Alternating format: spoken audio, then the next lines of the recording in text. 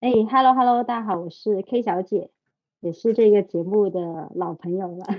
然后今天的话也很开心跟大家一起探讨一下张桂梅的这一个故事啊，然后希望的话能跟大家碰撞出不一样的一些角度的一些探讨。好，谢谢的。那园内小姐姐呢？Hello，大家好。之前也上过 Max 的节目，很高兴再次来到胡说北大。好的，好的，谢谢大家。那我想问一下，你们两位自己对这个张桂梅的故事有什么了解吗？有什么看法吗？然后我这边的话，对他的了解其实还 OK 的，因为之前的话，我身边也有一些大学的一些同学毕业之后也从事着教师这个行业嘛，所以的话之前也有听他们提及过。然后张桂梅的话，我之前在朋友的一个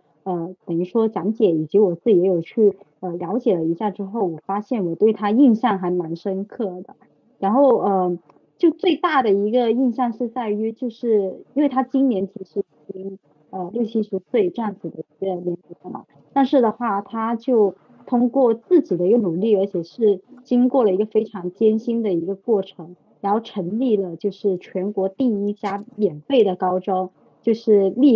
那个丽江华坪女子高中。然后呢，主要就是想为农村的一些女生去提供一个免费的教育以及相关的一些配套服务。然后的话就，我当时觉得印象很深刻的是，我听到了他的这个故事之后，我会发现其实做农村教育的一个人以及相关的一些，比如说像企业家其实也很多。但为什么他会让我就是觉得是比较特别的，是因为我会感觉到就是在他的一个整体的人生经历当中，他好像是真的一个蛮偏执的一个理想主义者，就他会把他所有的时间精力以及他对这件事情的一个看法，他都是直接围绕着他自己的一个想法的一个价值观去进行的，所以的话就才会导致说后续他遇到了一些困难，比如说当学校办不起来的时候，或者是就是遇到了一些就其他人对他的一些辱骂或者是直接对他就是比如说吐口水放狗咬他等等，他其实都能熬下来，并且还做得很好。所以的话，我就觉得他在我这边的话，其实还算一个蛮特别的一个改变农村教育这样子的一个例子。嗯嗯，那个人类研究所，你对他有什么了解呢？你对张桂梅老师？我之前第一次知道他的时候，应该是在社交媒体软件上，然后大概类似是那种感动中国十佳人物的颁奖，当时嗯就是看到一个瘦瘦小小的佝偻着身子的女性，然后就包括她好像也是全国人大代表，就是会在社交媒体上刷到她的片段，然嗯后就对她产生了好奇，之后又去了解了一下她背后的故事。她其实她可能是在01年还是什么的时候，她其实是一个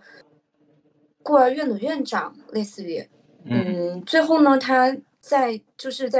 做这个孤儿院院长之中的，就会感受到可能是女婴比较多。为什么女婴比较多？这可能就是中国传统以来就是在贫穷地方有一种很深的重男轻女的这种。然后后嗯来，他本身好像也是一位老师，后来他也发现，在学校中的话，脑子里面就形成了一个概念，说自己想创立一所女子高中。就我非常同意 K 小姐刚刚说的一句话，就是她有一种偏执，就是一种近乎偏执的信念感和使命感。她不在乎别人怎么评价她，她只在乎做好自己手上的事情。就是她，我觉得她是真的是用自己的生命，或者是用自己就是一生最后的时间来做这个事情，就她一辈子就扑到这份事业上了，大嗯概就是这么一个了解。嗯嗯嗯。对他，根据一些网上的数据来说，他是利用了最近的那个13年的时间呢，一直去培养超过大概2000多名的那个女学生、女的高中生，然后都让他们呢考上了大学了，基本上90%多的这么高的那个 percentage 都是考得上大学的，然后那些学生他们本身都是在一些比较远的偏的地方的一些学生，不是一些什么大城市的，就按照那个张桂梅的老师的话说，都是山里的学生。那所以呢，他一直在做的这个事情，就希望用他自己的一个人的力量，然后尽量的去帮助，好像你刚刚所说的那些在农村生活里的女性，因为在中国社会的一些传统的观念，就是比较重男轻女的那种观念，就很多一些在农村生长的女生，她就没有办法得到一些比较好的教育上的帮助啊，或者甚至是在生活上也不被重视。就比方说一个家庭里面，如果那个农村家庭里面有一个姐姐，或者然后有一个弟弟的话，那个姐姐可能快到高中快要考那个高考的情况下，很可能那个家庭呢反而会给一个在读小学的那个男孩子那个弟弟钱去培养他读更加多的兴趣班或者什么的，反而就没有钱去给那个姐姐帮那个姐姐去补习去准备那个高考，就因为他们觉得那个姐姐是女的，然后就根本不愿意花那个资源或者那种心思去培育这个女的，因为她是女性。但是那个弟弟是男的，他可能是要支撑以后整个家族的延续性或者什么的，反而就把所有就是可支配的资源都放到了那个男孩子身上，所以说是一种非常极端的不公平的状态下产生的这种比较扭曲的那个现象吧。然后呢，这个张桂梅的老师呢，他就希望通过这个办的这个高中，就是这个传女性的高中，去帮助免费的教育跟帮助这些在比较远的地区的那个女孩子，让她们在高中的这几年内呢，可以尽量的帮助她们从这个学习上或者什么整体的一个学校的培养上去准备这个高考，因为他一开始去做的时候呢，也是比较困难的，因为很多那个学生的就是参差不齐嘛，就是你都知道，因为有一些可能读过，有一些没读过，所以说他开始办的时候，帮助这些女生的时候就比较难去搞。然后呢，那个你们是怎么看待他这个执着的办这种女子高中的这个概念是怎么看法呢？那个 K 小姐，你先说说。嗯。我其实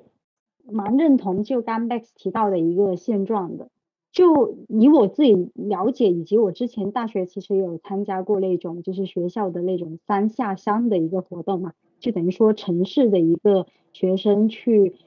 体验以及就是去协助农村特别是山区的一些小朋友他们的一个教育可能协助一周这样子的一个特别的一个活动吧。然后也会发现说，农村的一个教育其实男女性别特别的失衡，然后呢，它整体的一个重男轻女这样子的一个思想，其实不仅影响到他们生活当中，更影响到就是女孩子她们本身正常的一个受教育这样子的一个情况之上，然后男生呢，大部分呢都会去读书的，但是女生可能到了15、16岁，可能都未必轮到就是参加高考那个年龄，她可能就早已被她的一个原生家庭被迫的去嫁给别人，当一个家庭主妇、全职太太这样子的一个身份。然后最可悲的其实是，甚至到2023年的今天，或者是近几年，那其实这种思想是依然存在的。就像我读大学的时候，其实我的大学宿友他其实就来源于就广东潮州的一个等于说一个村吧，都不算是落后那种，相对而言还算是 OK 的。但其实在他的一个成长的一个过程当中，他其实也会受到他原生家庭母亲的一个思想的一个灌输，就觉得说哦，就女子无才便是德，可能到你得到了一个长大到一定的年龄，比如说像可能18、19岁，那其实你读不读大学其实无所谓的，文凭、能力、学识这种东西不重要，重要的是就可能到了那个年龄，你就必须要去就相亲，或者是直接找一个就相对口的一个男生，然后就直接嫁了，然后去进行一个传宗接代这样子的一个责任。所以的话，我就会发现说，就从古至今吧，这种悲剧其实都会存在。而这种女性悲剧更多的背后，其实它造成最主要的一个原因就是文化素质的低下，从而去造成了2代甚至是3代人的一个悲剧。比如说像，假如我自己的原生母亲她没有文化，导致了她自己可能就是对所有的东西的一个看法都相对的片面以及局限，然后她就有极大的可能性，在我应该去受教育的一个年龄，就不会让我去上学改变自己的命运，然后直接让我走一条很传统的就结婚生子这样子的一个道路。那假如我自己不上学的话，又会导致我的文化素质继续的低下，然后到我结婚生子之后，我培养出来的下一代，他比较大的概率依然会走回我跟我母亲的一个旧路子，他就是没有办法从根本上去解决我们2代人甚至是3代人这样子的一个恶性循环。所以我会觉得说，张老师的这一个女子高中，它有非常大的一个存在意义，特别是在农村以及山区的一些地方。而且呢，就是像我们现在就很多的一些城市当中的一些女企业家，她们其实都会创办一个叫全女性的一个公司嘛。其实我会觉得说，不管是教育也好，或者是我们现在可能面临到的一些可能我们更常见的一些情况也好，其实它都会有一种异曲同工之妙。因为现在女性在社会上的地位就是一直都是不平等的，不管是从之前的教育，还是到我们获取了工作，以及到我们未来的婚姻，就女性在我看来，不管她能力强与弱，她都会受到性别、年龄、婚姻状态以及她的生育状态而受到社会来自一系列不公平的对待，比如说像岗位歧视然后到了某一定年龄的升职通道受阻还有就是未来我们自己的发展会局限于就是家庭跟孩子之间的一个博弈跟平衡。所以我会觉得说，张桂梅先生他的一个伟大之处，他是在源头上去解决了而且去开放了非常多就是农村女孩子她们的思想，让她们从小就接触到了不同的声音，然后用不同的角度去看待她们自己人生每一个阶段的选择，而不是永远只有一条路，就是结婚生子传宗接代，然后再去培养就是重复走回他们上一辈路子的一个下一代。的确是的。所以说，就是当时候那个张老师他就是看出了这种恶性循环，然后他就有了这个动力去做这件事情了，因为他自己经历过太多这样这类别的学生在他的那个做老师的过程里面。然后那个人类研究所呢，你那边怎么看呢？你对这个女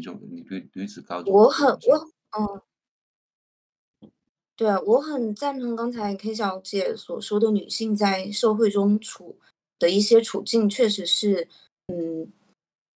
是客观存在的。然后，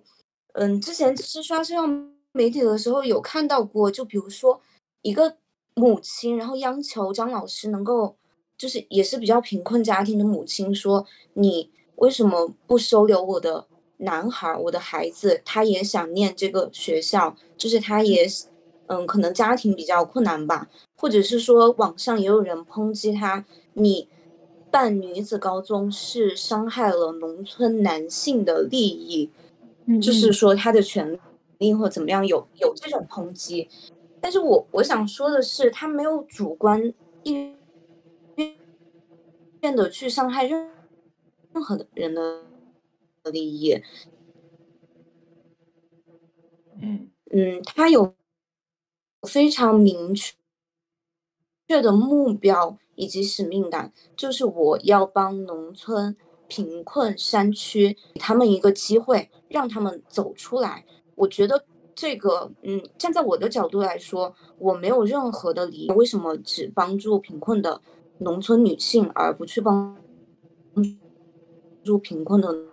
农村男性？因为这是他自己的事情。我觉得这个完全理解的话，那也应该去尊重他的选择。我明白意思，另外的话，我觉得，就是对，我会这样觉得，所以我不太赞同就是网上对他的一些抨击，大概是这样子。我再补充一下，就解释清楚，就是说，的确是有人去质疑他的这个做法，就为什么不直接就办一个免费的高中，然后所有人都可以接触到这个免费的高中的待遇或者什么的。但是呢，他其实说白了就是本身他的资源也有限嘛，因为我们知道这个张桂梅老没有师他是利用自己一个人的力量去办的这个学校下来，所以说其实他的教育的理念或者他的初衷，他一开始的时候就是想要改变这个女生在其他地方受到的不公平的待遇，就希望帮助到这些小女孩们能够得到一个比较好的成长的机会，所以说他只能在一个比较稀缺资源的选择下，做出这种女子高中的这种定位的做法，就只能够帮助到女性，就不能够所有人都帮得到，所以说这个也可以理解。但是呢，就的确是那些反对的声音也有他的道理，对不对？就是其实是很多贫穷家庭或者就是说白了，因为中国太大嘛，就这么大的地方，你说了，就除了这个北上广深这样的一线城市，其实很多地区，很多一些2线、3线、4线的城市里面都有很多人是需要帮助的。那所以说，他一个人的力量，这个张老师一个人，他也不可能全国所有人都帮得上，所以说他只能够抓住自己的那个精准的定位去把这个事情办下来，所以说我觉得是可以理解的。然后呢，在他这对，个很赞。对他在创办这个学校里面呢，有一些很多的比较对我来说比较感人跟比较深刻的一些点子，让我是感觉到就是很惊讶的，就是他一开始的时候因为他也只是一个普通的老师嘛，然后我也跟大家说说他的那个基本的一个家庭背景嘛，就是当时候那个张老师跟她老公是一起生活的，但是呢，很不幸的是，真的她的老公呢，在这个当老师的过程里面呢，他就染上了一个病，就是癌症，然后呢，他就去世了。所以说之后的很长一段时间都是张桂梅老师她自己一个人生活，然后她也是自己也身体也不太好，就一直都是身体有很多病，然后呢就希望去把这个学校办下来，但是办这个学校过程也不简单，因为当时候他是希望去跟周边的人、身边的人去筹钱、去借钱去办这个学校的，但是呢，当时候呢，他就是拿着自己受过采访的一些报道跟一些相关的证明，比如说什么老师证什么的，去街上跟每个陌生人去说他这个理想，就是说想办这个女子学校，然后呢，很多街上的人呢看到之后呢，就觉得他是一个骗子，到处去在街上骗钱，还骂他，就是说，哎，你好好的有个老师证什么的，不去做老师，在街上乱骗人。所以说他在这个筹钱的这个经历呢，足足花了大概5年时间，也没有筹到多少钱，也大概只能筹到1万块左右，所以说是根本不可能去办这个学校的。那但是呢，他在这个过程里面呢，出现了一个契机，就是有一次呢，他那个院的院长呢就希望派这位张老师去到那个北京去参加这个人大代表的会议，然后呢那个时候呢我还记得报道说那个地方政府呢给了好像7000块还是8000块那个张老师去安排一下这个整个旅程，然后就让他也有这个经费去买一些衣服或者什么的去装扮一下。但是呢，那个张桂梅老师呢，他是用了那个钱好像去买了一个电脑，然后就去教小孩子用电脑什么的，然后呢就没有钱了，然后呢结果呢就是穿着一身比较破烂的衣服去到那个人大大会里面去开会，然后那个时候呢他碰到一位记者的朋友，然后那个记者呢就把他拉到一旁，就跟他说，就是说，哎，你的那个裤子有一个很大的破洞了，你要不要去挡一下去换一个裤子吧？然后那个张老师呢就跟他那个记者说，我也没有其他裤子可以换，就只有这个。然后呢，那个记者朋友呢就说，哎，你那个开完会之后你就跟我过来，我去帮你办搞这个裤子这个问题。然后呢，他就在这个过程里面呢，这个张老师呢就跟那个记者呢告诉了记者，就是他自己背后的这个故事，就是他如何去想办这个学校然后经历过一些不好的对待在街上被人骂什么的。然后呢，那个记者呢就很好的在第二天就发表了一篇文章，就叫做《我有一个梦想》。然后呢，就是帮助这个张老师呢，把他的那个想办学校的那个理念或者整个张老师这个故事呢，写出来了，就通过媒体然后报道出去了。然后呢，那个时候呢，这就引动了很多各方的人的关心，也有很多不同的地区政府或者中央政府对这事件呢，给拿出了一些帮助。然后呢，就经过这样的报道之后呢，那个张老师呢就成功了，得到了足够的资金去帮他开办这个学校。所以说，我觉得他这个就如果从一个创业者的角度来看的话，我真的觉得他这样的一个创业走下来的那个过程真的很令人佩服。就是说他没有到处去骗人，也没有到处去吹捧他自己的这个理念或者概念的东西，然后也没有去做一些博眼球的动作，他真的是默默的一步一步的去做，然后是因为他自己本身的那种感染力吧，我觉得真的可以感染到一些比较有能力的人去帮助他，比方说这位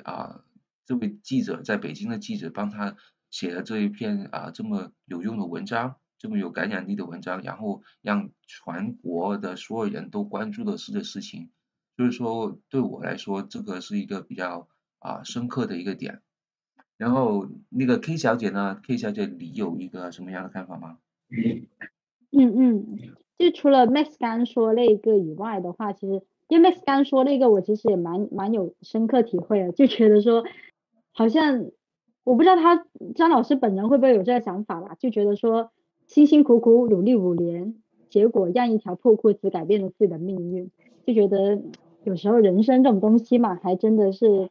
蛮难说的。但除了这个以外的话，我还有2个细节吧，我个人是蛮深刻的。第一个就是张老师在创办了学校之后，他其实后续的一个日常工作，包括他其实也遇到了非常多的一个挫败，就这一个经历是让我蛮印象深刻的。因为他现在其实已经蛮高龄了嘛，就是60、70岁，但是他每天还坚持着早上就5点起床，然后陪着孩子们上课，然后呢，而且呢，到了晚上基本上孩子们睡了之后，他再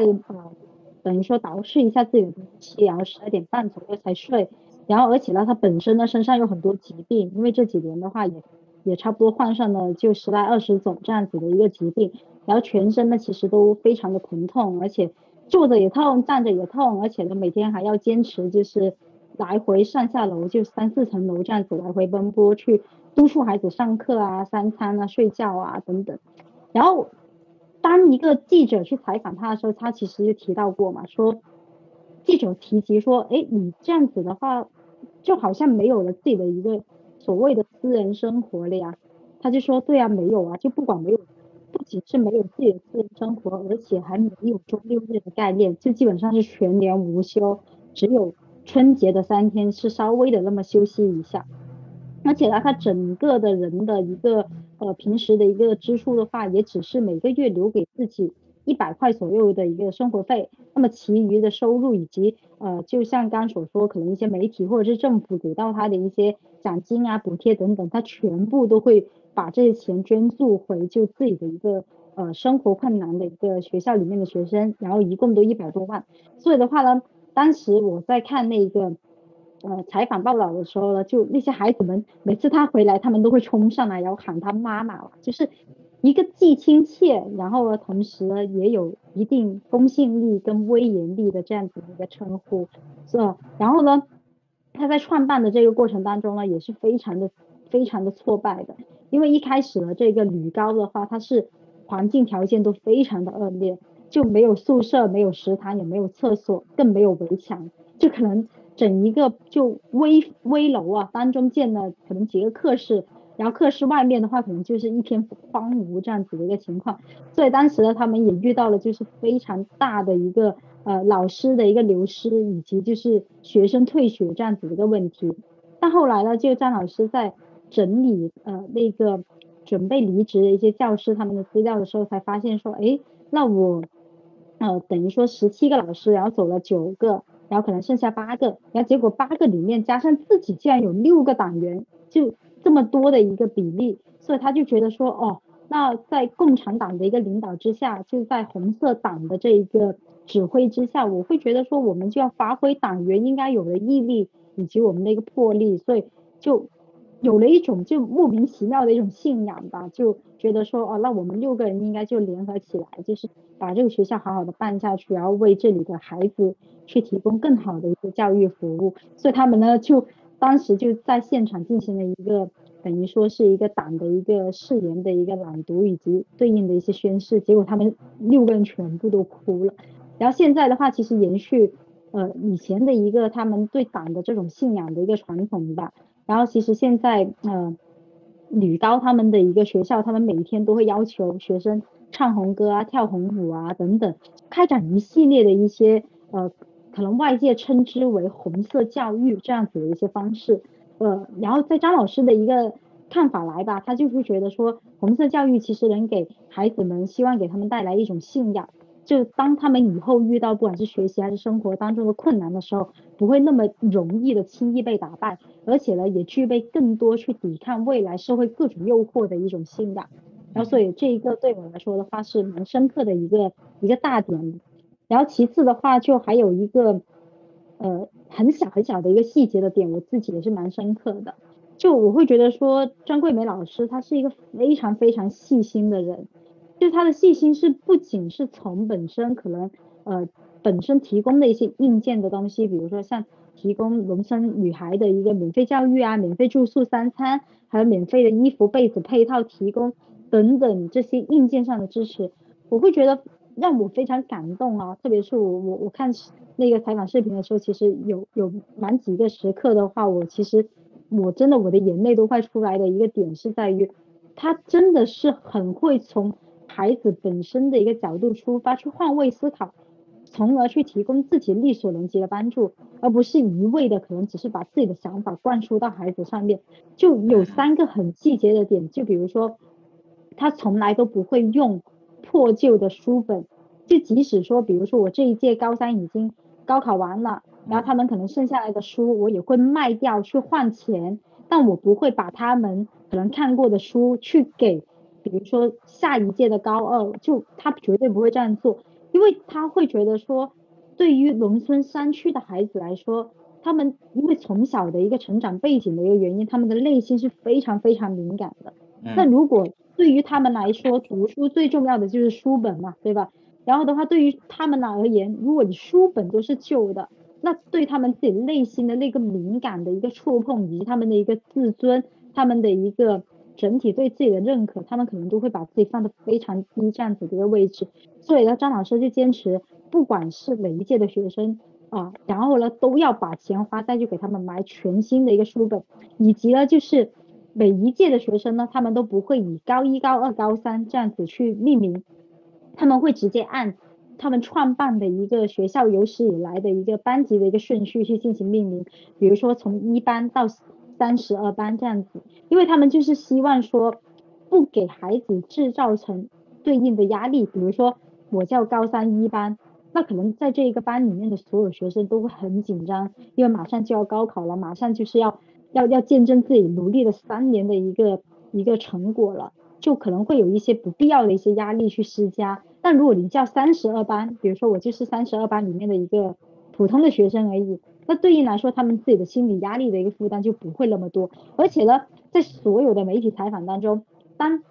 主持人和记者可能出于专业的一个意识吧，可能会提及到贫困家庭女生这样的一个概念的时候，张老师都会马上打住，然后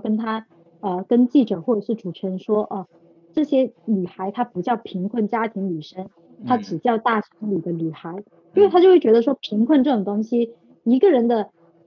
经济情况也是一个人的隐私，特别是对于这些内心非常敏感的孩子来说，这些对于他们来说更是一道可能内心迈不过去的坎，所以他就会觉得说，那我们对外所有的媒体报道，而且他也提倡整个社会不应该以贫困这样的一个概念去定义这样的一个农村的一个女孩，而是应该叫他们大山里走出来的女孩，或者是山区女孩这样子的一个概念。所以的话，我就会觉得说这些细节还蛮打动我的。明白明白。的确，如果就是因为我们现在的人就是在社会上都很容易去给人家去做一个标签嘛，就如果你一直用这种贫困啊这种字眼去标签某一个人或者他的背景的话，的确是对他是一个不公平或者一个负面的影响。所以说我觉得这个也是挺重要的，对这个女孩子她或者小孩子的成长的过程里面，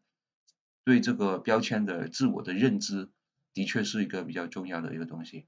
那个人类研究所小姐姐，你觉得怎么样啊？你有一些什么看法吗？我刚好像有点卡麦。没事，你说。我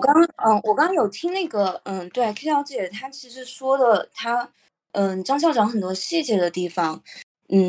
她其实在做的一个事情，确实是在我看来，他是一个非常人格高尚的人。就其实我想说的是，刚才关于 K 小姐说那个贫困山区女孩这个字眼，在我看来，它就是一个客观存在的事实。但是我很明白张校长为什么会这样去说，但我觉得只是换一种说法，让女孩们的心里能够更好受一点。但是这并不能就是忽略这个社会所存在客观存在的问题，因为工业化也好，因为分配不均也好，或者是因为地域属性受到的资源的这种限制也好，造成了这些客观的事实。我觉得这个没有什么好，在我看来是没有什么好回避的。但是我很佩服张校长的这种高尚的人格，以及他对就是所有的记者朋友，或者是说对采访的人，就是为了保护这些女孩子的一种说辞也好，我觉得我是很敬佩或者很赞同的。但是我想提醒大家的是，就不要忘了这背后其实这种现象造成的原因，在我们社会确实是一个很尖锐的矛盾，一个问题。为什么能够刺激那些小孩敏感的内心？这个是我们大家应该去看到的一个东西。我觉得，不能忽视掉，对，也不能说去也不叫粉饰太平，就是说不能去不剖析它背后存在的这样一个现象。另外的话，我其实刚听 Max 讲到，对那个张校长的一个就是描述，我觉得其实很有趣。你把它当做一个创业者，对，就是这完全是一个现代城市人的思维，包含刚才那个，对 K 小姐有说到，记者会问她，那你就没有自己的私生活吗？就在对于我们现在大多数能上网或者是这种就是所谓的城市人来说的话，这个是已经是很深，就是很什么潜意识也好，就是很自然的一个反应。可是在我看来的话，他其实我们要站在他的角度看他的经历，或者是他的这个人的性格的话，其实这些问题完全不是问题，就包括他刚开始可能在想做这个事情的时候，会遭受到很多人的质疑，觉得他是骗子也好，怎么样好，或者是他去进京开会，然后遇到这个女记者，成为他人生中的一个转折点的这样一个故事也好，我觉得对于张校长来说，他可能只是他自己生活的一个轨迹就是一个很正常的轨迹所导致后来发生的一个事件，他并不是一个骗子，所以才会走到今天，所以才会后来得到社会的捐赠之下，不会像 Max 刚才所述说的一样，成为一个就是一个什么带创业 idea 的一个应该怎么说呢？让我组织一下，就是我其实想表述的是，就是我们不应该以我们现代人的这种，就是所谓城市人的观点来解析他。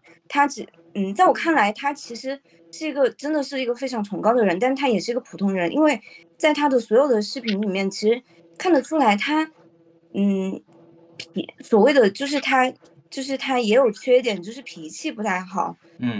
那个学校的女孩子也会给他取很多类似于什么周扒皮啊什么之类的这种可爱的绰号。对，就也能看出来他也是，我觉得也是一个普通人，在这个喂，你说继续说。怎么说，就是近乎也不是我们普通人所能了解的一种信念感和使命感，然后帮着他走到了今天。我觉得可能对于他来说，就是进京有了那个可以改变就是他人生轨迹的方式，但我觉得那并不是最重要的，最重要支撑到他走到今天的是他自己，就是他的性格也好，他的使命感也好，他作为一个共产党员应有的觉悟也好。而且另外刚刚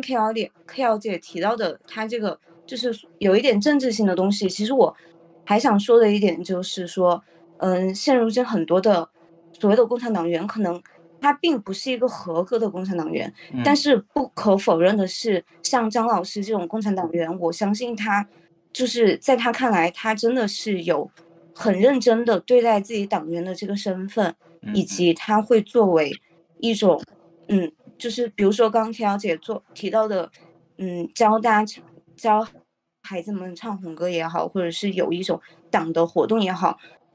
在我看来，我觉得这种宣导是很必要，在现如今的这个中国的国内的环境下，是一种很必要的就是仪式感吧。也不能称之为仪式感，就是我希望所有的党员都能像张老师一样，但是这肯定是不可能的。所以我也希望说他帮助的这2000多个孩子，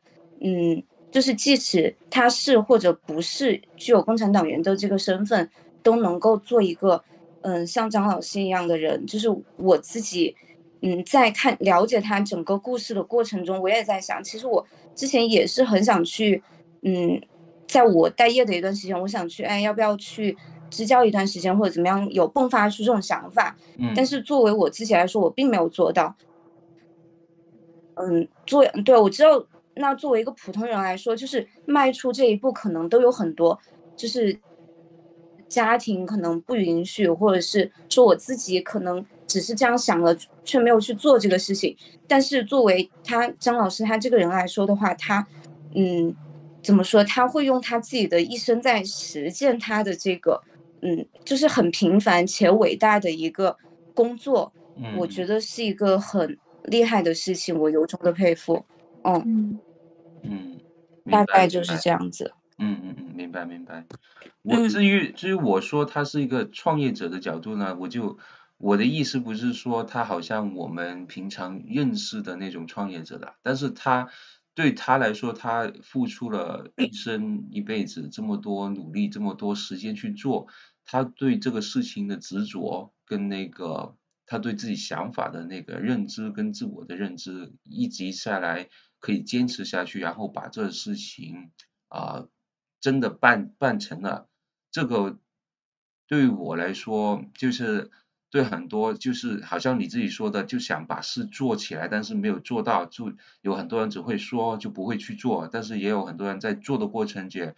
碰到一个什么钉子，就很容易放弃。对那一批人来说，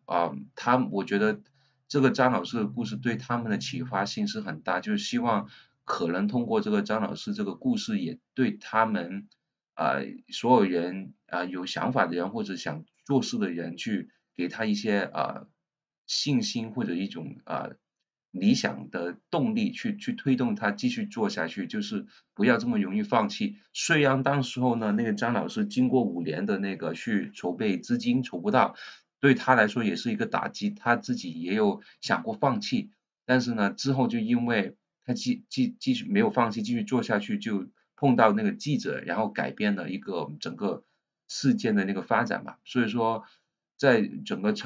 有一些层面来说，对现在的很多就是好像很多生活上的人，就比方说这个人类小姐姐，她自己本身也想过去做个支架或者什么，但是没有动起来，没有做到。对你来说，如果你比较早更加去了解这个张老师的故事，或者在跟你的朋友去探讨的时候，有人去跟你说到这张老师的故事的话，可能这个东西本身就是一个动力源，去给你推动你去继续往那个方向去发展吧，或者去做一个尝试也没所谓，对不对？就我是希望大家去往那个方向去想比较好一点。然后对，没有错。对，所以说我们今天去我突探讨，然想，对，我你说，我突然想到，就是 Max，你刚才提到的这个事情，它确实是有一些社会的那个比较正面的影响。就好像今年的高考的有一个湖南孩子，然后因为就是他说就有一个采访，然后他说他自己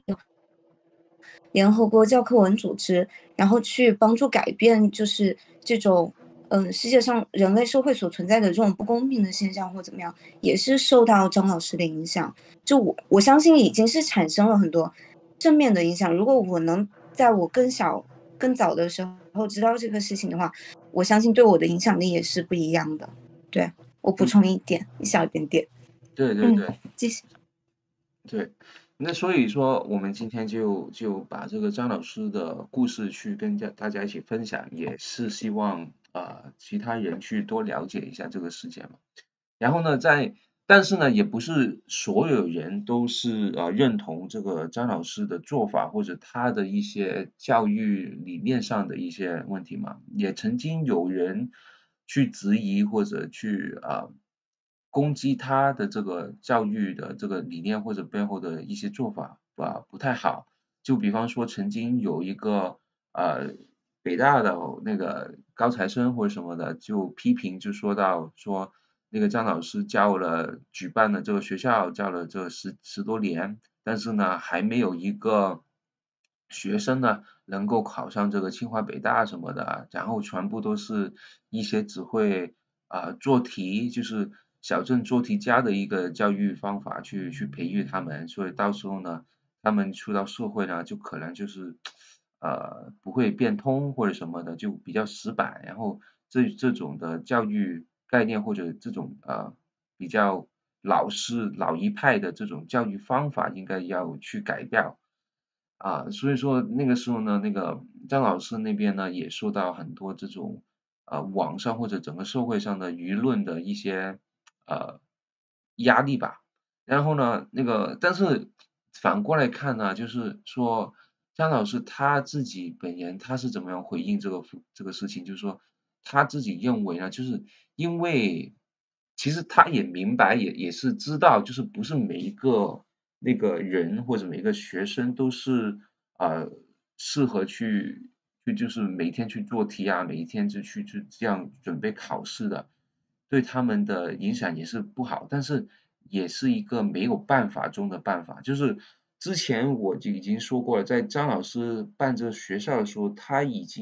因为他到处去找这些小孩子回来嘛，然后这些小孩子的那个成长的过程，他也不是每个小孩子都受到一个很正规的教育，所以说有很多小孩子他是本身基础不好，然后呢有一些基础人很好的，然后所以说他们是一般人参差不齐的这状态下，他怎么去处理呢？他只能够用于这种最笨的、最古老的方式，就是每一天就让他们去做题，然后从这个做题里面去准备好这个高考的考试，希望他们在这个过程里面能够得到一个提升的机会，就是上了大学，然后可能在大学以后通过这个大学的教育或者在大学的那个氛围里面去了解更加多世界上其他的事情，所以说他只能够从这个高中的这几年里面帮助到他们得到一个跳板的一个机会，从这个农村里面或者一些比较偏的地方，通过上大学去到一个社会上一层的一个机会嘛。所以说我自己个人感觉这种什么小镇做题家的这种批评或者这种看法，在张老师的这个教育的理念背后呢，是不是一个正面的批评，也跟那个他的教育理念呢是不挂钩的。所以说这是我的个人看法。然后那个 K 小姐，你是怎么看的呢？就怎么看他这种小镇做题家的问题吗？对对对。我觉得很正常啊，其实实话实说，因为首先你要搞清楚它定位嘛，它就是一个普通的一个农村的学校只是它只做女生而已。但从它本身的地理位置的定位，以及它本身的一个实际的一个运营的一个经济情况，跟它的一个办学的一个模式来说，它就已经决定了它不可能是像就比如说大城市那种公立或者是私立学校一样。因为它从根底上就缺乏了一个很优质的教育资源然后它也没有足够的资金去聘请一些非常 top 的一些老师来提高所谓的升学率或者是一些正本率等等这些指标，所以我会觉得说，对于本身这样的一个客观的一个先天条件嘛，它是没有办法去解决的。但是问题是在于，我会觉得说，小镇做题家其实，我这一点我其实是能理解网友为什么会提出这样子的一个概念的，因为我会觉得说，其实纵观中国，就包括我自己作为一个中国的一个应试教育下培养出来的学生，我会觉得说，在国内的话，其实最不缺的就是小镇做题家，就真的，因为勤奋就是中国大部分的一个学生他都具备的一个品质，所以的话，只要我们愿意去花时间去努力，去等于说是去攻题，去做大量的题，其实我们考出来的成绩，一般理论上来说都不会差到哪里去。所以的话，但就这种小镇做题家，我会觉得是，就对于国内而言吧，我觉得是一个很客观存在的一个现象。但是问题是在于，即使小镇做题家这种模式，它是存在着可能我们现代这个时代看回去，有一个不可避免的一个非常大的一个弊端的一个显露。但是问题是在于，我们要基于当时选择这种模式它的一个客观条件而言，到底对这些农村的孩子有没有得到一个就本质上的一个帮助，我觉得这才是最重要的，而不是去探讨小镇做题家这种模式到底适不适合他们，或者是他们为什么只能走小镇做题家的模式。因为对于山区的孩子而言，其实他们只要往前迈进一步，去接受教育、接受知识，这已经是对于他们来说是等于说是命运很大的一步了。因为他们已经从本身长大之后就要结婚生子的一个宿命，变成了自己原来是可以拥有选择权去改变自己命运的机会，去获取知识，去走上教育这条路。所以我会觉得说，本身张桂梅老师创办的这个女高，就已经让了非常非常多的女生，特别是农村的女孩受益，本身就已经是一件很伟大的事情。所以即使她只是迫于现实或者是迫于客观的条件，只能用小镇做题家这种模式去培养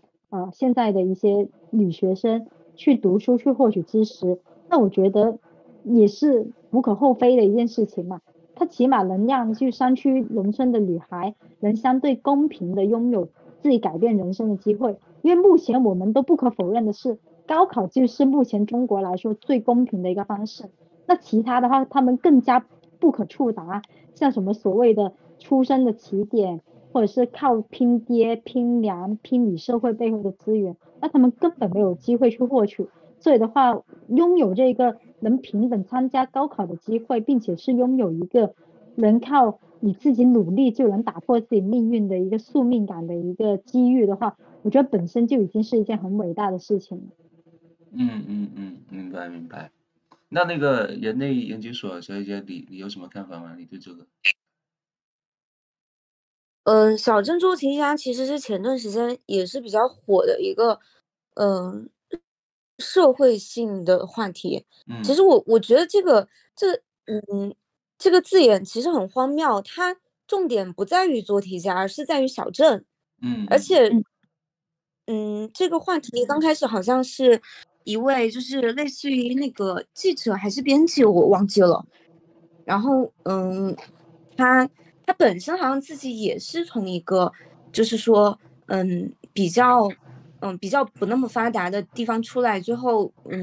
通过自己的努力，可能有了一种就是后来就走上了不一样的生活，然后后来对，然后反过来的话，他所谓创造的这个词汇引起了很大的社会关注。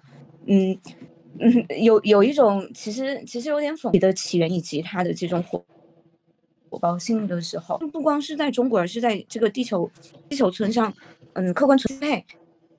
就是不公平的。就包括之前跟 Max 做的那期话题，也是涉及到交易资源，就是我们也在努力的畅想怎么让那个打破这种壁垒，就是资源的壁垒，让所有的人都能接受到比较好的那个学习和就是的资源。就是但是那个可能是未来的事，但如果我们回到现在的话，我其实很能理解，就是有这种很成功的人士，或者是这种网络所谓的百万博主抨击这个张老师说你培养的学生没有这种清北的高材生，那可能是不是也是另一种失败？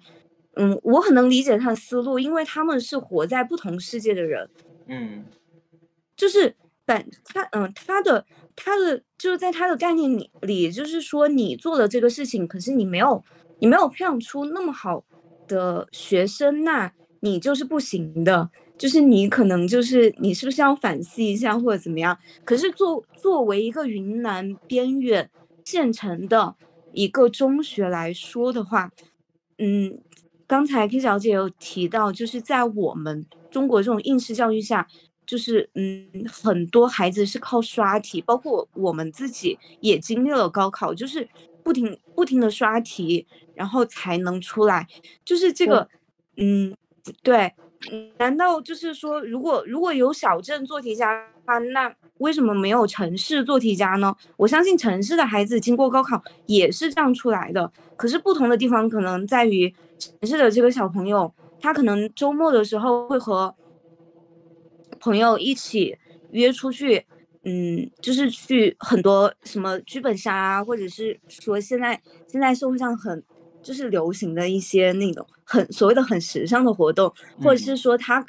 在小的时候可能会被爸爸妈妈领着去科技馆，他有这个条件和有这个资源去享受这种社会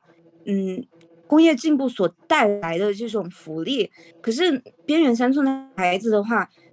其实不是说他不是说他做了会不会成功，而是说他不做会怎么样。如果他不刷题呢，那如果他上了初中，他不去念这所高中呢，他可能就真的是在某个广东的就是工厂里拧螺丝，或者是就是在家里16、17岁就找一个同村的男孩子嫁了，或者就是可能已经有2个孩子了，这种状态我觉得真的是很讽刺，就是真的是反映了如今社会的现状。就真的是虽然大家生活在一个平行的空间，可是如果你要真的看起来的话，它可能是在不同的高度，2个空间是完全绝缘的。我不知道我有没有表达出我想说出的那种概念，就是他们他们只能抓住这一个机会，他们就5年高考3年模拟也好，不同的模拟试卷也好，他能做的只是把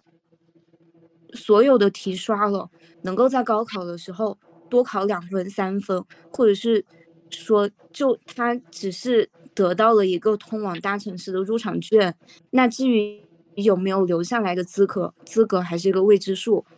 刚 K 小姐有提到，就是说出生的起点就不一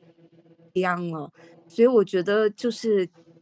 这种现象真的是蛮讽刺的，但是也很无奈，因为这就是现在社会的客观事实。所以我只是很呼吁，就是说，或者是希望大家就是多站在别人的角度去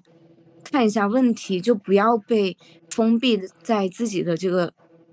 玻璃天花板里面了。有可能就是你站在了别人的终点或者是什么，你没有办法去体会他的人生。就比如说像我知道他做这些事情，包括他去那个家访很多女孩子的家庭，是真真实实的看到农村的那些景象时，我作为一个就是也是不是大城市而是小城市生活的女孩子来说，我没有办法理解。对，我都觉得哇，现在还有这种生活，就是女孩子可能在地里帮妈妈干活或者劈柴或煮饭什么的。就是我生活在小城市，对，我有一个哥哥，但是我从来没有觉得我们家有重男轻女的现象，相反，就是因为我是女孩子，可能父母就是可能会对父母撒娇，就可能还比哥哥拥有更多的一些，就是在家庭氛围中一些就是撒娇的空间也好，就和父母亲密的空间也好。所以我确实是没有办法就是说经历过那种目前农村还有的那种重男轻女的现象也好，但是我希望就是大家也能，虽然没有体会到过这种待遇，但是确实是客观的存在，就是多站在别人的角度来看问题，就不要局限在自己的那个世界里面了。这个世界确实是有很多的不同的现象，以及是你这一辈子可能都遇不到的一些东西，可是它却是客观存在的。明白。刚很认同，就人类研究所提到的一个东西，就我之前可能没有想到，就是他说小镇做题家，其实我们也可以关注在小镇这一块。就我会觉得说，对啊，其实提出这些的网友们，其实大部分都来自于一些相对大的城市嘛，就或者是小城市嘛，就起码他们网友不太大的几率会集中在农村的人嘛，因为他们可能也没有这么方便的互联网去进行键盘侠这样子的一个操作。但我也会觉得说，那小镇做题家其实不仅在农村啊，就像我们城市范围内其实也会发生啊。就甚至我到现在我都觉得5年高考3年模拟还是我一辈子的噩梦。就我们也是这样子刷题刷上来的呀，所以我就会觉得说，那如果只是把这一个所谓的一个这样子的一个词硬的就等于说套在了农村教育这一块身上，我觉得对他们而言也是一个不公平的一个问题。而且呢，我想补充一个点，就是我会觉得说，像我们三个人讨论了很多关于小镇做题家这个东西，就说为什么引申到有网友去攻击嘲讽，为什么没有培养出就像清北的学生？但我会觉得从另外一个角度来说，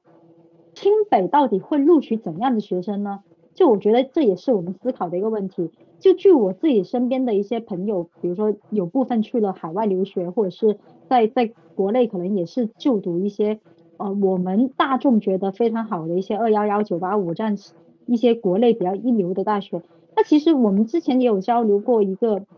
问题，就在于其实越出名的学校啊，甚至是海外的一些 QS 排名的一些学校，其实他们对于学生的选择根本就不是单一的看成绩啊，不管是看你高考成绩也好，或者是你的所谓的一些，比如说雅思托福入学成绩也好，而是他们会关注你在某一个领域到底有没有天赋，以及有没有一个未来非常大的一个潜力。比如说你在运动领域啊，比如说打篮球、打网球、高尔夫球，或者是在艺术领域、科技发明啊等等这些领域，到底你有没有办法去证明这个学生他是有非常大的潜力，可能未来会取得对这个社会极大的贡献。比如说，假如我培养出下一个 Elon Musk 啊，或者是我培养出下一个马云，那可能对于我学校来说就是非常大的一个加分，或者是非常大的一个荣誉。但是，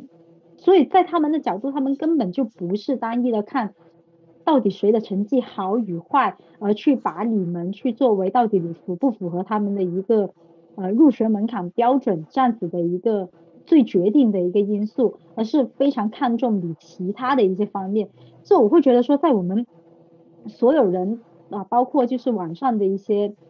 可能一些看课，就大家都把所有的焦点放在这种模式到底能不能去培养出上清北或者是上重本的一些学生，这种模式到底是对不对的？那我们其实也可以从另外一个角度来说，就是到底清北的大学的入学标准到底需不需要我们这种学生呢？那可能人家压根都不需要我们这么多大量的小镇做题家的一些天才进去人家的学校，他可能更关注其他方面领域的一些潜在的一些选手。可能那就算不仅是农村啊，就算我们城市的人去做一个非常厉害的小镇做题家，可能我们也不一定能考得进清北啊。所以我会觉得说这也是一个考虑的一个方面呢。而且就是从我之前从事的一个。我之前从事那个高尔夫的一个公司的一个品牌管理，就其实我们之前也有了解过非常多，为什么家长会把小孩子送过来，就很小的时候啊，就可能他们3、4岁的时候就送过来开始学那种青少年高尔夫，去下场去打比赛，就是他们出于家长的一个可能非常功利性吧，哈，就加个双引号吧，非常功利性的一个目的就在于，现在其实很多国内的一些211跟985的大学，甚至是一些比较好的一些高中，其实他们都已经开始把高尔夫这项运动作为他们的一个专业以及他们的一个入学的一个加分项。就比如说你在高尔夫的一些青少年比赛获得广东省或者是获得全国的一些前3名的一个奖项，你就可以比如说把你的入学分数降低到多少，甚至是可以免入学分数，直接去作为一个类似于那种运动特才生啊这样运动特长生这样子的一个身份，直接去比如说进入到一些比较好的学校，比如说像深大我知道是有的哈，但其他的广东那些我就不太清楚了，就直接进入到这个学校。那所以现在未来的趋势就是越来越倾向这种啊，就是不是以你单一的成绩去论成败，而是看你其他综合的实力，甚至是你有一些可能未来社会比较稀缺，但你身上有非常大潜力去爆发的一些东西，可能才是一些未来重点的海外也好，或是国内也好的一些学校所看重的一个最关键的东西。嗯嗯，我觉得你说的是存在的，但是我觉得它这个意义的背后最重要还是那种大家的认知的不一样吧。反正提出就好像说，其实大家都知道中国很大很大，然后其实对外界来说，人家愿意去观察中国的话，他其实可以了解到中国是有中国 A 跟中国 B 的，中国 A 已经是发展到全世界最顶尖的地方了，然后但是它背后还有一个中国 B，中国 B 还是缺乏开发，还是缺乏很多资源，还是需要很多人去关注跟帮助。但是问题是，他这个张老师他这个教育的方法或者他背后的整个逻辑，是因为他是没办法中的办法嘛，所以说嗯回到那个根源，就是在他自己这个学校里面可以拥有的资源或者可以支配的资源里面，他只能够选择让所有的这些小孩子把所有的精神跟时间都放在这个刷题的这个过程里面，希望在这个刷题里面培养到他们如何去对待这个高考，然后有机会通过高考进入大学。只要就是说什么都不用管，先入了大学再说嘛，这是他的那个根本嘛。然后为什么他有这样的一个根本的存在，是因为他本身的资源的限制，就只能让他往这个方向去做，他不可能去让这些孩子或者什么花时间去打高尔夫球，或者去做不同的科研实验，或者什么其他的很多不同很丰富的这些学习上的这种体验，因为他没有这个资源去做，也没有时间跟精力去这样做，所以说他为了这个帮助到，就是在利用最小的资源去做最大的事情的情况下，他只能够选择了这个策略去做，所以说做出这种反问或者用这种高高在上的，然后去什么标签这种做法，什么是一个小镇做题家的一个做法，或者这种教育方法是错误的，那帮人他可能是活在这个中国 A 的这个板块里面，他们受到了中国最好的这种生活水平，然后最好的环境，然后也看到国外或者全世界的其他的那个生活状态是怎么样，所以说在他们的这个世界观里面是偏偏偏那个方向的，所以说他看不到那个中国 B 还在发生什么事情，他看不到中国 B 的那个板块，他们还在很努力、很艰苦的为每一天的日子愁着怎么过，他每一天还需要去砍柴、烧柴去过日子，他没有一个按钮一按就可以把整个房子变漂亮，因为他还需要从农村找一个方法，做一个跳板，进入到城市里面，在城市里面去找一个更好的工作，或者一个比较好的高的收入，去利用这个收入把他整个家庭从这个贫穷的那个区域里面做一个提升。所以说就好像刚刚那个人类研究所小姐姐说的，就是虽然大家都活在同一个中国里面，但是有两个很大不一样的那个思维方式跟那个看世界的那个眼光也不一样，所以说如果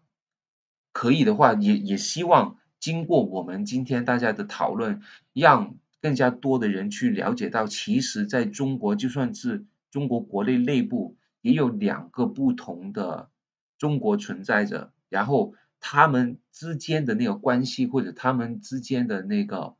呃在中国 B 跟通往去中国 A 的这个道路上，究竟是一个什么样的回事？它那条路是该怎么走，以后该怎么发展的话，我希望是通过我们今天的这个对话，也可以带给其他人的一些反思吧。但是就除了这个小题这个小镇做题家的这个问题外呢，还有另外一个问题也是受到很多人去批评这个张老师的，就是说张老师可能因为他是办着这是女性学校，就全部都是女生的，然后他也很注重一点，就希望这些女生通过知识，通过这种命运的改变，去改变他自己家里的那个生活，也继续改变他下一代的女生的一个生活。因为大家不要忘记，他这个张老师开始做这个事情的时候呢，他就是希望打破那种农村的这种重男轻女的这个状态，然后也打破到他那个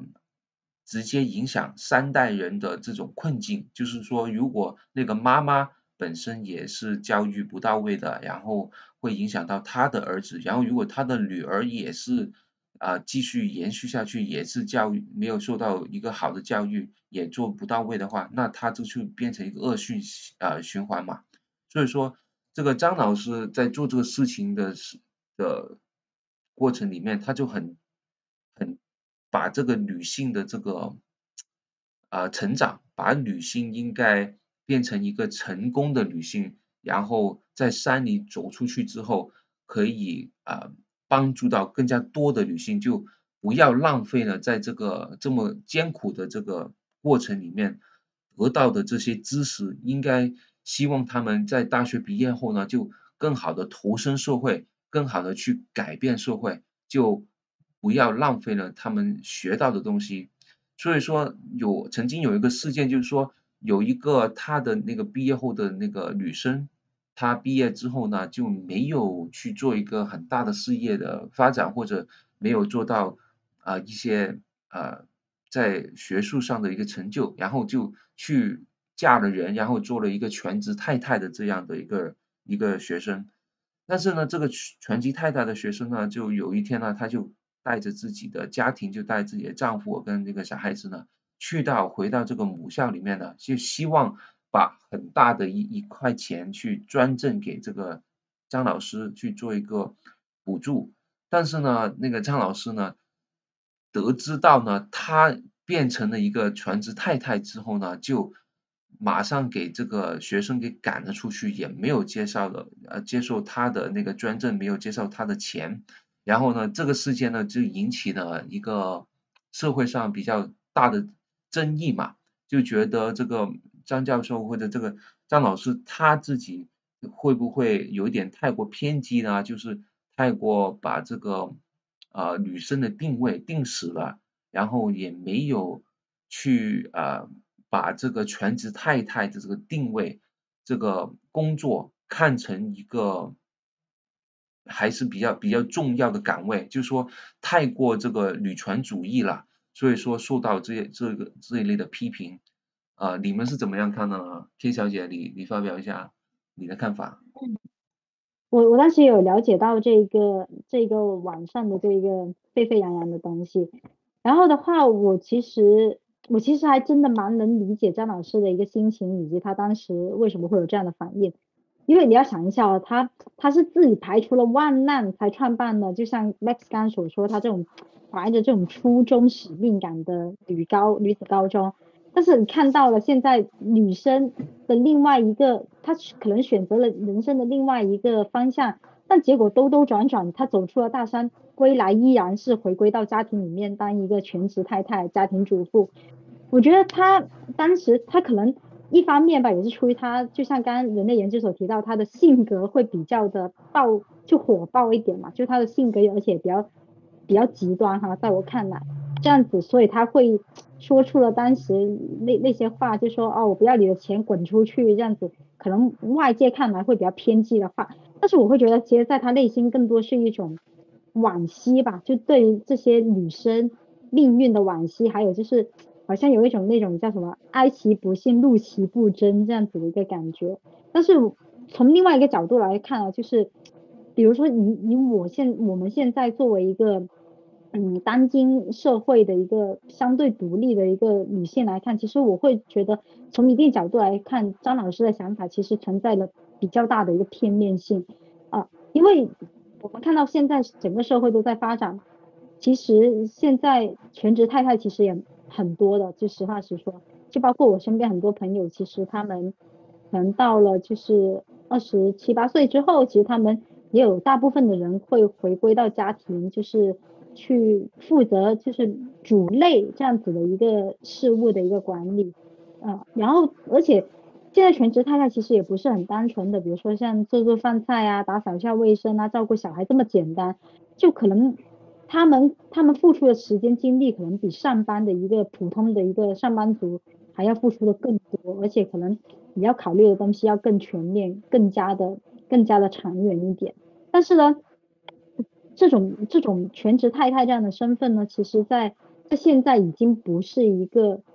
非常小众的一个东西了，也不像是以往的那种比较传统的观念，觉得就是全职太太就是没用的，或者全职太太就是放弃了自己的事业，而是现在可能更多的人会以一个全新的角度来看待全职太太这样子的一个概念吧。而且呢，现在像国内的一些社交媒体，比如说像在小红书上面，其实也会有很多女生，在非常厉害的学校毕业，比如说她今年3、4月份出现，就一个女生在那个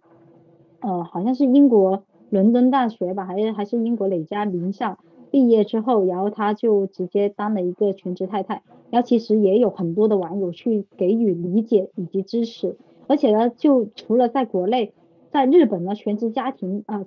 主妇这样的一个头衔，它甚至是可以领退休金的。这说明在日本，其实全职家庭主妇这样的一个身份，它跟任何一个女性在职场里面的常规的一些职业的岗位的身份，他们其实在本身社会地位上面是平等的，就等于说，他们会尊重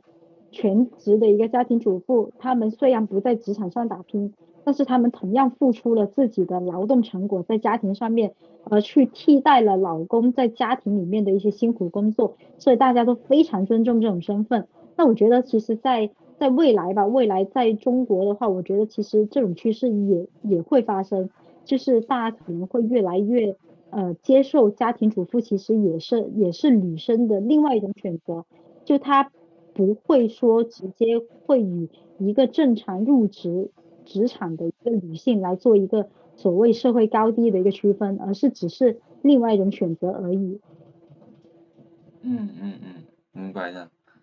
的确是，就是我觉得还是整个社会嘛，就对这个女性的定位的一个模糊，还是不清楚。就是说，这个全职太太或者她的那个重要性，其实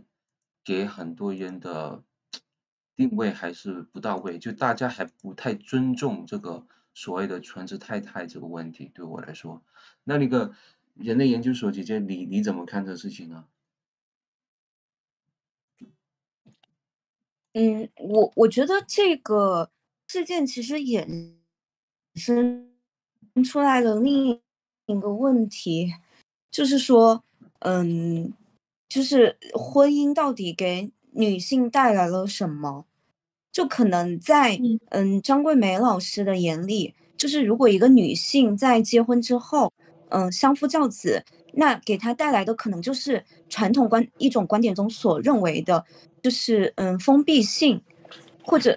就是嗯，你可能会失去，就是会有一种观念存在，就比如说，你如果选择做一名全职太太的话，那你可能会失去自己，或者是说你会和另一半的那个社会差距会越来越大，因为你没有直接参加社会生产。可能张老师他希望参加社会生产的这样一种女性，但是其实家庭其实家庭或者是婚姻这个东西，就是在两性关系中，嗯，在现如今看来，确实是普遍存在，就是对女性的一种不公平。就女性可能会比男性付出更多，但是也有极少数，目前就是有一种职业叫做家庭主妇，就是可能是女性的一半在参加社会生产活动，然后男性选择在家带孩子或者怎么，有这种现象存在，可能极少极少，普遍的还是说，女性更多的是为了就是说整个家庭来。牺牲，也不能叫牺牲吧，是两个人就商量之后做出的决定，因为人的精力和时间毕竟是有限的，就是很多时候我们会看到很多成功的女性，她可能家庭会并不成功，所以在这方面，我觉得对女性的，就是这种，挑战可能是会比男性更大一点。你如何平衡工作与生活？然后就是另外一句话就是说，在我们上世纪有一句很著名的话，就是妇女也能顶半边天。在整个人类社会发展的过程中，就在我们的前几千年或者怎么样，女性可能都是作为一种很没有话语权的，这样一种群体存在。但随着就是社会的发展，生产力的解放，需要更多的人类去投入社会生产活动，所以我觉得，才就是在当时我们的社会才有了妇女也能顶半边天的这个，很响亮的一句口号，以至于就是说，好像是我忘了是哪一个美国总统吧，他也会在公开场合说中国有一句这样的话，确实是一个很深的一个，就是说，反正这句话的影响力还是蛮大的。但在这背后，其实代表着生产力解放的一种，就是对，在我看来是对劳动力需求的一种，客观存在的，就是需要更多的人去投入这个社会生产，然后才能产生更大的工业价值。所以女性的地位在从19世纪或者更早的时候到今天会有更多的提升，但是我们还是会生活在一个比较男性话语的那么一个主流社会，所以产生了这么多的矛盾，所以其实我跟 K L 姐一样，我很能理解张老师作为他那么强的一个使命感的人，以及这种稍微有一点偏执的人格，当他得知这个就是说我的学生以这样一种身份。然后觉得，在学生的角度来讲，他觉得自己很成功，他走出了这个女子高中，然后走向了就像刚刚 Max 所描述的中国 A 的这样一个社会里，然后再来回馈中国 B 的这样一个社会中的时候，他可能自己觉得是很成功的。可是张老师的角度来说的话，就是你为什么不直接参加社会生产活动？我辛辛苦苦。就是我所有的精力与付出，就是希望你们走向社会之后，能够独立的撑起自己的一片天。你却作为一个，就是说，你却，就是选择了相夫教子这条路。可是站在这个女学生的角度来说，我很尊重她的选择，因为她就是从很微观的角度来看，这是她自己选择的人生，她有了一个就是她选择了一个老公，然后有了自己的孩子，她会为这个家庭付出，就是她选择回归家庭，把自己所有的精力和自己所有的时间都放到家庭上，而不是说直接反映出了我觉得更反映出另外一个矛盾吧，就是我刚才所说到的这个，就是女性在婚姻以及在现如今的社会生产活动中到底占据一个什么样的位置？其实刚才 K 姐也有提到，女性在求职的过程中会受到一定的性别歧视，这些现象都存在。我觉得这个问题衍生，就是这个张老师的这个行为本身是一个很微观的行为，也我觉得并没有什么可值得去深究的，因为站在他的角度和站在这个女学生的角度，我觉得都能理解的，而且很尊重他们的个人选择，因为他们有想在那里，他们做的都是对自己觉得正确的事情，但是所衍生出来的一个问题就是说，就是女性在社会中所扮演的角色以及定位的这样一个问题，我觉得就是症结在于这个地方。对。对的，对的，我补充一下哈，就是我自己认为呢，就如果是我的话，我去怎么看呢？就是我希望大家就是所有的听众，所有的人，大家都去思考一个问题，就是说，对的，你是一个女性，然后你经历过很长时间去培育你的就书本上教育上的一些培养，你是有在读书上了大学，也可能就上了清华北大很好的大学之后，你没有把你一生的所有的精力去做一个企业家又好，做一个很好的那个打工仔又好什么的，但是你反而去做了一个全职太太、家庭主妇，这个其实反过来说，就你如果你是一个孩子，或者你是那个老公的话，你是希望你的妻子或者你的妈妈，她是一个非常有学问的一个女性，去教导你啦，去陪伴你啦，还是你是希望你那个妻子或者那个母亲是一个完全没有教养的一个人去陪伴你，会去教导你呢？所以说你反过来说，你不要把这个就是家庭主妇那个定位定的这么死，就是说如果她是一旦从一个高学历的女性成为了一个家庭主妇之后呢，她就会在这个整个社会或者在家庭里面就没有了发言权，没有那个主导性，也没有一个感染力了。其实是错的，应该是反过来是去思考，就是说，就是因为她受过了这么好的教育之后，她这样的一个母亲，她这样的一个家庭主妇，她的定位就是应该，她是通过她的自己的学历，她看到的世界，她可以更好的去培养这个下一代，更好的去管理家庭，更好的可以跟那个他们的夫妻之间更好的那个交流，更好的去理解到她那个丈夫在这个社会上他的工作上碰到的一些钉子或者什么，去更好的帮助他去思考一起分析也好，因为他本身那个女生的那个本身有足够的那个学历去了解到，也可以理解到他们当下社会的发展跟那个所有的一切的发生嘛。所以说如果这样的去想的话，你可能就更能够去明白现代社会的现代的这种家庭主妇，她的那个定位跟以前旧社会的那个所谓的家庭主妇不一样，因为在以前旧社会的那些通常的那些家庭主妇，他们的定位是什么样呢？就是因为他们本身没有受到那个很好的教育，没有这样的对社会的那个见解，也没有对整个世界的那个看法这么多，因为他没有这个经历嘛，没有这个上大学的经历跟那个社会上碰撞的经历，所以说导致到他成为了一个所谓的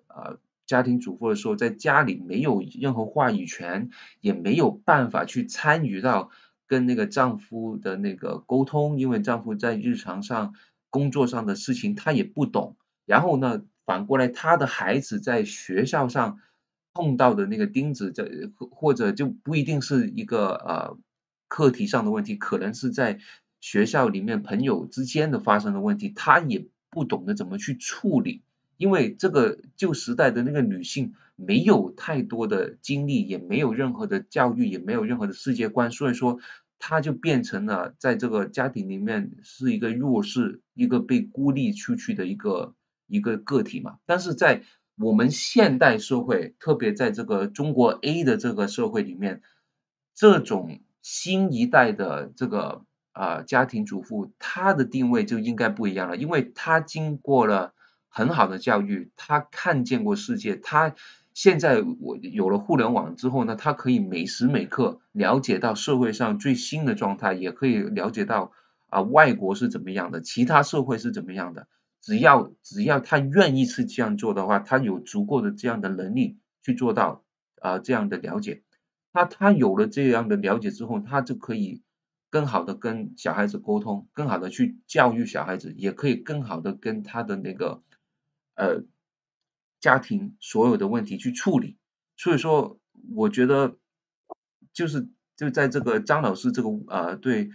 对于他的那个学生的那个处理的方式呢，可以引出了我们应该怎么去重新去了解新一代的这个家庭主妇她的定位的。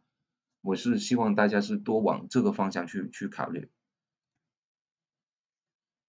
嗯，对，对，我想补充一点，好，你说。嗯，的是，对，就是刚才 Max 说的，蛮好的，就是因为一个受到过教育的女性，她选择去做一名家庭主妇，重点是在于选择两个字，她有选择去工作的权利，但是她可能为了，嗯，自己的经营好，因为在一个家庭中，其实女性扮演着很重要的角色。她如果是为了经营这个家庭而做出的这样一种选择的话，嗯，那只是她的一个选择而已。如果某一天真的她觉得无聊，或者是说想去工作了，那她仍然可以，就是可能会比传统的这种在婚姻中的家庭主妇有更大的这种适应能力去选择做一个就是回归社会。比如说现在有个综艺节目就是回归职场的妈妈，大概是吧，我只是刷到过，就是讲一些刚生产完的女性，或者是说在家里待了几年的现代女性，然后重新回归职场的，这样一个过程，她们其实也有很棒的表现，所以我觉得，嗯，确实是，就是我们如何定义现在新的这种，所谓的全职太太这样一个职业，甚至我在想，如果，社会有足够多的福利的话，就像刚才 K 小姐说的一样，在日本，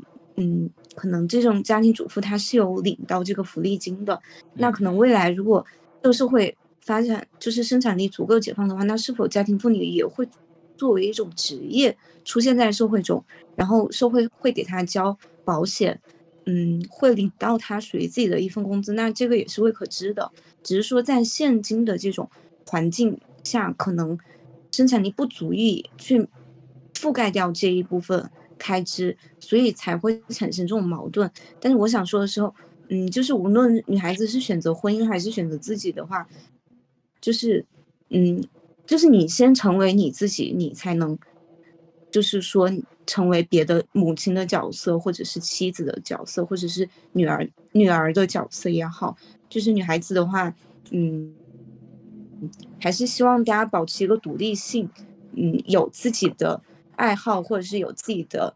想法，我觉得还有自己的观点，我觉得是很重要的事情。嗯嗯，对。对的对的。然后我们之后的看看这个张老师的那个发展呢，我自己个人呢就因为在中国，我们现在去回去看的话，就是你会发现呢，好像张老师这样的那个案例呢是比较少的，就张老师这样花了自己一生的力量，然后去建立这样的一个免费的一个高中，然后反过来呢。啊、有另外一个案例，就是说那个好像马云他之前也做了一个学校，叫做云谷，这样的一个学校是培育小孩子的。他们两个所做的事情，都是对社会是有建设性的，是好事。但是两个的事情的那个发展方向不一样。就比方说这个张老师做的这事情，可能是针对着帮助这个中国 B 的人去如何跳板去到中国 A 的这个阶段，然后另外那边呢，这个马云做的事情呢，他可能就是说如何把中国 A 的人更好的去培养去到世界的顶端的人才，这个一个过程。所以说两个学校的那个教育理念都完全不一样。但是也有人批评过，是说好像马云这么多资源的人，然后什么的，他为什么不多做一点，好像张老师做的事情，就更加多的去帮助这个中国 B 的人去跳板去到中国 A 的这个过程呢？就是为什么他投资了十几个亿出来去做这个学校，然后呢？这个学校也有很好的丰富资源，然后但是呢，里面的收费也是很高的，就好像是说每个学期都要花十万多去读这个课程，然后呢，里面的那个学校的那个名额也不是就是很随意的，每个人都可以参与进去，就很多不同的那个条件嘛，然后就如果在你们的角度的话，你怎么去看待这两种学校的出现，跟他们两个人，就马云跟这个张老师所做的这两种不同方向的事情呢？你们是怎么看的呢？那个 K 小姐，你有什么发表一下吗？这个的话，其实我没怎么了解，但是我只是说，比如说作为一个现在听到这个消息的人的话，我会其实脑子里面马上有第一个想法就是，我会觉得首先是他们的一个模式不一样吧，经营模式。那马云呢，很明显就是以一个商人的角度去经营这样的一个叫云谷这样子的一个学校，所以它里面肯定就是要考虑到现在目前教育市场，包括现在比如说公立私立能覆盖的一些，比如说像一线城市或者是一些相对城镇化一点的一个区域，它所缺乏的一个市场的一个缺口，以及就是它到底能在这一个所谓的教育赛道里面吧，能占据怎样的一个商业的一个开拓一个新的一个商业模式，从而去获取它的一个商业的利益。所以我会觉得说，马云他的出发点就是一个很商人的行为嘛，就是也很符合他本身作为就是首富这样子的一个级别的一个操作方式嘛。所以云谷的话，就像刚 Max 提到的，学费很高昂，以及他投资各方面团队可能都非常的牛逼，以及非常的庞大，其实都是整体的一系列都是为了他的一个商业模式变现呢去做一系列的一些准备嘛。而张老师的话，其实他更多的，或者说他其实就是为了心中的一个对教育的使命感，或者是说一份公益去辅助农村教育这样子的一个初衷去进行一个创建嘛。所以我会觉得说，这本身抱有的心态以及你的出发点都不一样，所以的话就很明显会导致他们走的路就会截然不同啊。所以我会觉得说这个是第一个想到的东西吧。然后第二个的话就是我会觉得说，其实我也想不通，就马云为什么要做这样的云谷这样的一个学校了。因为我之前其实有了解过，马云其实也在教育这方面，其实他已经有一个商业化的一个项目叫湖畔大学当然湖畔大学它针对的是一些企业家啦，或者是一些就管理人员这样子而创办的一个，就可能知识付费这样子的一个学校。但是你说马云作为教师出身，并且就是他已经有一个商业化的一个教育项目了。那其实对于云谷来说，他其实以他的实力以及他本身的财力，他完完全全是可以做一个全免或者是针对某一个年龄层的一个公益教育这样子的一个项目的。所以他为什么没做的话，其实我自己也还蛮好奇的，对。的确也有人去就是批评呢，就是说马云应该可以就开放一下这个，把这个学校或者什么的变成一种免费的教育也是应该可以做得到的，但是他没有这样做。然后那个人类研究所小姐姐，你怎么看这个事情呢？其实我在这个事情，我相信如果去搜索马云或者是他的那个公司对贫困山区的捐赠的话，应该是会很多的，可能更多的是在于物资的捐赠，或者是说对那个就是说对硬件设施的捐赠。我相信这样的新闻肯定会出来一大堆，所以他做的这个什么学校，云谷。稍等其实我之前也不知道，他有知道之后，我会在想，其实他和张老师做的事情，并没有什么不同，一个只是把中国 A 的学生送到中国 B 的学生送到中国 A，然后另一个可能就是把中国 A 的学生送到了世界。其实如果站在如果我们想象一下，站在就是所谓的世界精英阶层的那个阶层的人来看的话，那可能他看到的跟我们今天看到的张桂梅学生把贫困山区的孩子送到大城市所做的操作其实是没有什么区别的。我会去这样想，所以我并不觉得但是我不能这样笃定的说他可能就是在开展一个教育板块的那个商业行为。因为我之前有了解云畔大学更多的可能是在于一种就是资源的汇总以及资源的融合，这个可能更多的是在于他们那个圈层所谓的那种圈子文化也好，大家形成的一种就是资源的调配的一个过程。但在刚才 Max 所描述的这个学校，在我看来的话，它更多的也是一种有这样的社会需求，在这样的一群精英父母的教育下，他希望他的孩子能够有更大的发展的空间以及平台。然后马云呢，只是作为一个就是看到了这样一种需求，作为一种也是一种上升的途径，不同的阶层也不能说阶层吧，不同的就是这种社会环境的跨越的一个桥梁。其实我相信他做这个学校教育资源，我并不觉得他能够挣得比阿里多，或者比淘宝一天的产能要多多少。我觉得更多的是在于他的一种个人的行为。这个可能某些方面和张老师是一样的，但可能在我们普通人看来的话，张老师只是更平凡而伟大一点。因为马云他本来就是中国比较少有的那个 top 层级的，拥有那种资源的一个人，所以我们可能，就没有办法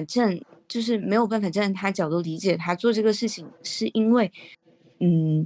在我看来，可能有一部分原因是因为他作为老师，或者是作为这种，就是也是有一些情怀在里面的。我并不觉得他是完全纯商业的一个行为，这是在我个人角度的解读。明白，的确是他这个马云办这个云谷这个学校，应该也不是为了牟利而去做的。虽然他又要收费，但是他那个收费应该也只是为了维持这个项目继续下去吧。这以我看来，以我的解读是怎么样呢？就是我们现在也知道，我们现在整个中国的经济的环境是怎么回事，也有很多这个大学生啊，毕业出来是找不到工作啊，或者这个工作分配是比较艰难。那在这样的一个大环境的情况下，我们要怎么去还有最近的很多不同的科技的介入了，就好像 AI 什么的，正在快速的改变我们现在的社会。那在这样的情况下呢，我们应该如何去重新去培养下一代的人，重新培育下一代的这个学生？我们应不应该继续就往这种刷题考试，然后让他变成一个大学生之后就可以稳定的找到工作，找到一个更好的收入的这样的方向去想象以后的世界呢？我觉得可能是以后的这种世界会越来越缩小，会有一个不同的新的一个世界会慢慢的放大，慢慢的成型，慢慢的改变。然后呢，我觉得我们现在去看这个张老师跟这个马云做的事情呢，他可能就是一个历史的流程的改变嘛。就是说，张老师他做的事情可能就是还是比较适应过去10年在发展中的中国，它是一个这样的状态。如果在这个过去10年要从中国 B 跳板到中国 A 的话，你就必须要去争取拿到这个所谓的大学的毕业证，然后去用这个大学毕业证去找到一份工作，这样的一个概念。但是在未来的10年或者未来的50年，在中国 B 去到中国 A， 或者从中国 A 再变成一个中国 C 的一个新的中国的过程里面，我们应该怎么样去安排小孩子，怎么去重新思考定位这个教育问题呢？这就可能是马云在做的一个事情，他在设计一个新的系统，一个新的一个教育理念的这个学校，云谷学校这样的东西，从中国 A 往前推到这个中国 C 的这个过程里面做一个准备。所以说我看过一些关于这个马云学校的一个介绍，就是里面的介绍这个教育里面是比较开放的，就很多小孩子他可以允许，就是为了这个小孩子他本身的一个天赋去做一个针对性的一个教育。就比方说有个小孩子他是天赋是比较倾向画画的、美术的，然后就专注的去培育这个小孩子他更好发挥他的那个想象空间啊，他的一些画画的这些技能的方面。如果另外一个小孩子是数学很牛逼的、很厉害的，就更加重的去让他去更好的发展这个板块，是针对性的个体的一个教育发展，然后更加开放性的去让小孩子就是不是为了这个做这种刷题啊，去配合考试这样的一个过程的一个发展。然后这样的一个教育的定位呢，是更好的去培养小孩子他们去更适合未来的这个中国 C 的出现的一个新的世界。但是呢，我们也不可能去说去责怪这个张老师在做的事情是不好的，可能批判他这个张老师在做的这种从中国 B 跳板去中国 A 的这个准备，这些学生做的事情是一个过时的东西。其实它只是一个我们人类发展的历史上的一个需求的一个东西嘛，就是我们以前就的确是更加需求这样的一个教育理念，这种学校的出现，所以说它出现了。然后马云他现在推动的这个新的教育理念的东西，他是为了以后未来这个发展，他做的这个努力。所以说对我来说的话，他们两个人做的努力付出，都是把整个社会的正向的去推动的。但是以后呢，他的这个推动会遇到什么样的困难，或者他会怎么样去继续改变整个社会的发展啊？这个就是我会继续去关注，会继续去探讨一下这样的发展。那对你们来说，你们有什么要补充一下吗？K 小姐有什么要补充吗？我觉得，因为现在 AI 的冲击大家都知道很大嘛，所以我会觉得说，其实别说未来 AI 能发展到多么强大，我觉得就现在而言的话，其实小镇做题家这种模式下培养的人才，其实他所具备的技能，我觉得都已经相对是比较狭窄了。所以面对现在所谓的我们面临的一个就业形势，其实更需要的都是一种，就是要么你就是现在目前新出现的一些蓝海的一些项目或者是市场的机会，还没有这么多的人才去竞争的一个领域，你可以在里面分得一个岗位，或者是分得你自己拥有的一席之地。那如果除此以外的话，要么你就是一个综合型的人才，就是等于说请你一个人就可以 PK 10个人这样子的一个效果。那要么的话，如果都不是属于这两种前提之下的话，如果单纯只是一个刷题或者是小镇做题家而去诞生出来的一个符合应试教育下的一个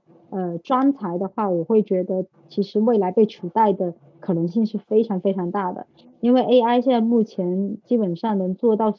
很多智力劳动者以及脑力劳动者从事的一些岗位，所以未来的话，我会觉得，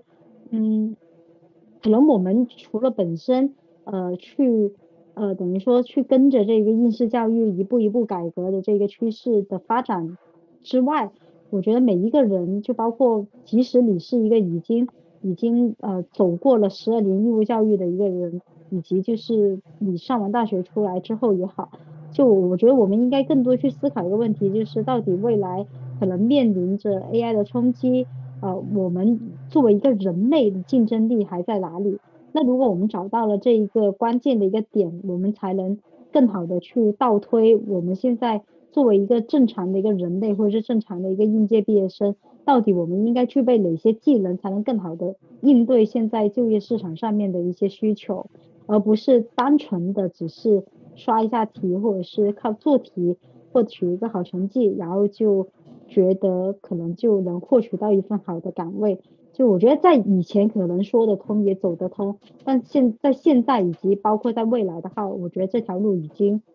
它的一个成效已经大打折扣了。的确是。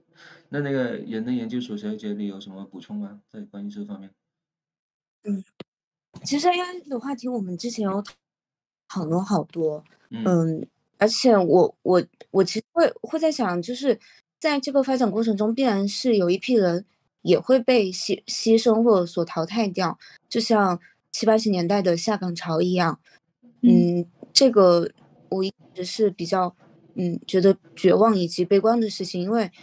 这个确实是就是 AI 是人类的智慧所创造出来的，但是也是在社会进步，我首先我觉得 AI的这个创造以及应用是一个很好，就是对人类社会发展来说是一个很好的事情。但是那代价是什么？就是其中被牺牲掉的这一步代价的话，在我看来是很痛心的一个事情，但是也不是能被个人意志所左右的一个东西。就像现在的信息壁垒确实还是存在，刚刚 K 小姐所说的一切我都同意，可是在这个前提下是你要知道这些信息，你有足够的信息来进行你作为判断的依据，然后你才会做出在你能抉择范围内更好的抉择。可是不要忽略，很多人其实是感知不到这样的变化的，他们就是说迟钝也好，说感知力很弱也好，确实是这样一大部分的群体存在。就比如说，我现在走到街上去，我去问一位在城市打工的，就是比如说建筑工人也好，怎么样，我会问他，我说你知道 AI 是什么吗？他可能听都没有听过。那这部分人在在这个社会的再一次进步中，其实可能是会很，就是在我看来是一个真的是很绝望的事情。那我其实也由衷的希望，就是世界上没有张老师的存在。那就意味着就是说没有如果因为张老师的存在，从主观的方面来说，他自己有一种就是很伟大的人格，在无私的做一些，真的很伟大的事情。可是客观的来说的话，是存在贫困以及这种，社会资源分配不均。我们今天在谈话中已经提到过很多次了，所以张老师才会作为一种桥梁性的存在，就是把一些孩子运输到另外一个世界。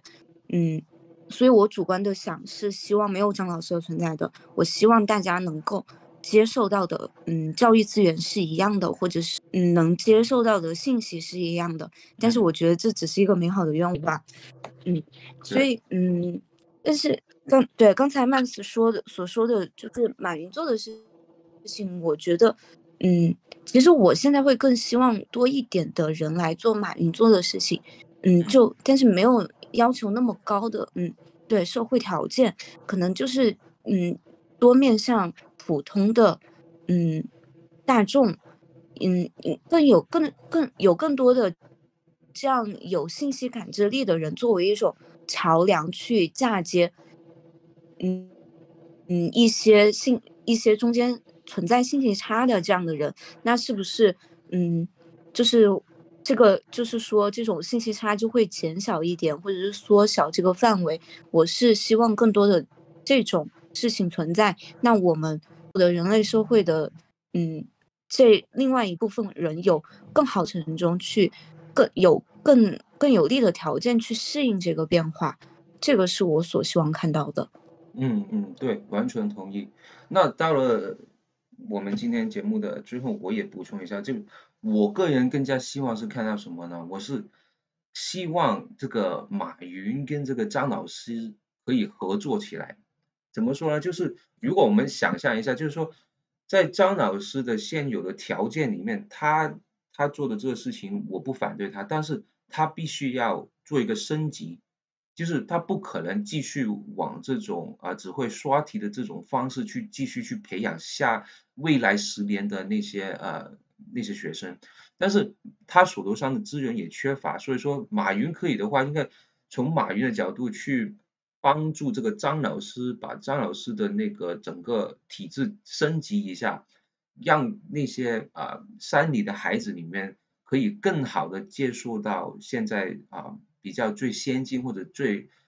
好的那个资源，去让他们了解到这世界在一个我们人类从来没有发现过这样的速度的一个改变，所以可以更好的培育到整个中国的未来下一代，他们的之后的发展，或者直接影响到我们现在已经在读大学的那批人的一个发展吧，可以让他在这个科技改变的过程里面见到一些新的希望，可能发现一个新的市场，让他们不要这么绝望的在这个新的环境里面找不到自己的一个定位，找不到工作的机会，也没有一个创新能力。所以说我觉得最理想的状态是这个马云跟那个张老师可以大家坐下来谈一谈，然后如何去整套体系的去做一个升级与改变的。那我不知道我们今天的节目会有多大的影响力，但是我是希望通过我们今天的这个对话，大家的交流，把这些信息呢去往外去分享。那希望听到我们这个节目的观众朋友是可以多分享一下我们今天的节目。那今天的节目就到这里了，然后谢谢两位 K 小姐跟那个人类研究所小姐姐的参与我们今天就跟大家说再见了拜拜。拜拜。拜拜，大家。